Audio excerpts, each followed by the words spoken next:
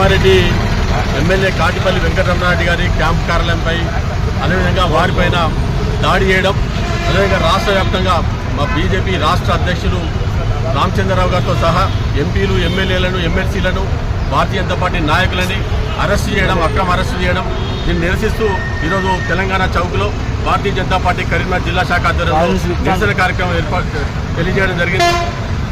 రేవంత్ రెడ్డి ప్రభుత్వం అప్రజాస్వామికంగా వ్యవహరిస్తూ ఒక గుండాల్లాగా, రౌడీలాగా ఏదైతే దాడులు చేసినా వారి ఎవరి మీద చర్యలు తీసుకోకుండా భారతీయ జనతా పార్టీ ఎమ్మెల్యేల మీద, అదేవిధంగా కార్యాలయాల మీద దాడి చేయడం ఏదైతుందో దీన్ని తీవ్రంగా ఖండిస్తున్నాం. రేవంత్ రెడ్డి ప్రభుత్వం ఇవాళ భారతీయ జనతా పార్టీ నాయకుల జోలికి వచ్చినా, కార్యకర్తల జోలికి వచ్చినా చూస్తూ సహించేయలేదు. ఇలా మీరు ఒక రాష్ట్రంలో, మీరు 3 రాష్ట్రాల్లో మీరు అధికారులు ఉంటే ఇలా దేశవ్యాప్తంగా మేము అధికారులు ఉన్నాం. మరి మేము కూడా ప్రతి దాడిలోకి పాల్పడితే మరి మీ రాష్ట్ర ప్రభుత్వం మరి ఏ రకంగా తట్టుకుంటూ కూడా చూడాల్సిన హెచ్చరిస్తున్నాం. మీరు అనవసరంగా మా నాయకుల జోలికి, పార్టీ కార్యకర్తల జోలికి వస్తే ఇవాళ మీరు సహించేది లేదు. ఇటువంటి అప్రజాస్వామికంగా మీరు గుండాలాగా, రౌడీలాగా వ్యవహరిస్తే ఊరుకునేది అని చెప్పి రాష్ట్ర ప్రభుత్వాన్ని హెచ్చరిస్తున్నాం. ఇటువంటి దాడులను పునరావృతం చేయొద్దని చెప్పి, అదేవిధంగా వెంటనే ఈ పార్టీ నాయకులను ఎవరైతే అరెస్ట్ చేసినో వెంటనే బేషరతుగా విడుదల చేయాలి.